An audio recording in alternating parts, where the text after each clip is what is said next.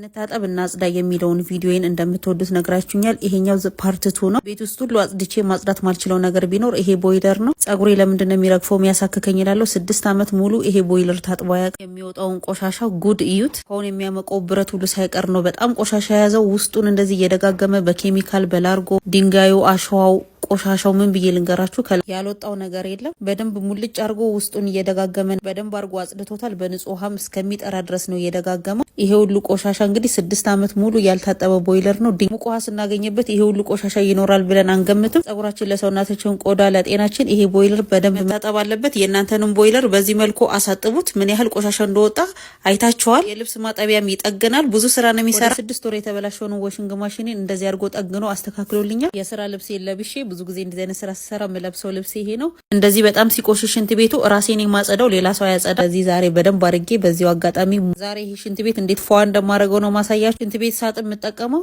ላርጎ በረኪና ማዳበሪያ ሽቦና ስፖንጅ ነው። ሽንት ቤት የምጠቀመው ጂፍ ነበረ፣ እሱም አለቀብኝ። ስለዚህ አሁን በላርጎና በበረኪና ሙሉ ነው ማድረገው። ምንም አይነት ኬሚካል ብትጠቀሙ በደንብ ካላሻችሁት አይጸዳም። ስለዚህ በደንብ መታሸት አለበት። በደንብ እንደዚህ የእጅ ሲንኩን የሳሙናውን ሁሉንም ካጠብኩ በኋላ ወደ ሽንት ቤት ውስጥ በደንብ መጽዳት አለባቸው ብዬ የማስበው ኪችንና ሽንት ቤት ናቸው። ምክንያቱም ሁለቱም የምንበላበትና የምንጸዳዳበት ቦታ ስለሆነ በደንብ ክሊር መሆን አለባቸው። ሽንት ቤቱም የምናጥብበትን ብሩሽ እንደዚህ በንጽህና መጠበቅ አለ። ብቻ እኔ በጣም ማጽዳት እወዳለሁኝ። የሆነ ማጽዳት በሽታ ያለብኝ ይመስለኛል።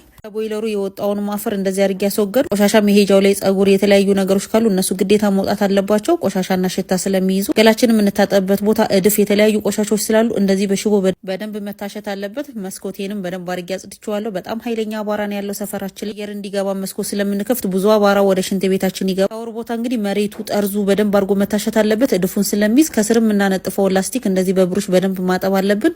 ብዙ ቆሻሻ ነው የሚይዝ። ቦይለር የሚሰካበትን ሶኬት እንደዚህ አንስታችሁ በቀላሉ ማጽዳት ይቻላል። ውሃ ስታረጉበት ወደ ሶኬት ውስጥ ውሃ እንዳይገባ ብቻ መጠንቀቅ። ሁሉንም እንደዚህ አድርጌ አጣጣብኩኝ። የተጠቀምኩባቸውን ባል ጓንት ያሸውባቸውን ስፖንጆች፣ ማዳበሪያዎች፣ ብሩሾች ሁሉንም እንደዚህ በደንብ አድርጌ ንጹህ አድርጌ አድርቄ ጨምቄ ነው ማስቀምጥ። ከዛ መሬቱን በደንብ አድርጌ በላርጎና በበረኪና በብሩሽ ካሸው በኋላ ወደ ውሃ መድፋት ነው የሄድኩት። እንደዚህ በቀላሉ ሽንት ቤታችን ሁሉ ጊዜ ንጹህና ያማረ ቆንጆ ሽታ ያለው ማድረግ እንችላለን። ማጽዳቱ ጉዳይ በኔ በኩል እንደማበዛ አውቀዋለሁኝ። ነገር ግን በዚህ መልኩ ቤታችንን በቀላሉ ንጹህና ቆንጆ ማድረግ እንችላለን። ትንሽ ቤት ወይም ትልቅ ቤት የሚያምር ስለሆነ ሳይሆን በንጽህና መጠበቅ። ሼልፉ ላይ ያሉትን እቃዎች ሁሉንም አውርጄ በደንብ አድርጌ በሳሙና ካጠብኳቸው በኋላ እያደረኩኝ ደግሞ እንዲደረደርኩኝ። የጥርስ ብሩሻችን መደርደሪያውም እንደዚህ ቆሽሾ ነበር። በደንብ አድርጌ በብሩሽ አጸዳሁት። ሶኬቱ፣ ማብሪያ፣ ማጥፊያ ሁሉም የቀረኝ የለም። በዲቶል በደንብ አድርጌ ነው የወለወል። የዲቶሉን ውሃ ደግሞ መሬት ላይ ደፍቼ በደንብ ውሃ ሳብኩትኝ። ካጸዳሁት በኋላ ይሄን ይመስላል። በዚህ መልኩ ሽንት ቤታችንን ማጽዳት እንችላለን። በሩንም በደንብ አድርጌ አቧራውን ካጸዳው በኋላ እንጨት ተብሎ የተዘጋጀ ውድ ፕሮቴክት ስላለ እሱ እንደዚህ ነፍቼ ፏ አድርጌዋለሁ። ሽንት ቤቴን በዚህ መልኩ ቆንጆ አድርጌ የማስቀምጠው ስልክ እየደወላችሁ ቦይለራችሁን አሳጥ ምን ያህል ቆሻሻ እንደወጣ አይታችሁ። ከሁሉም ነገር ጤናችንን እናስቀድም።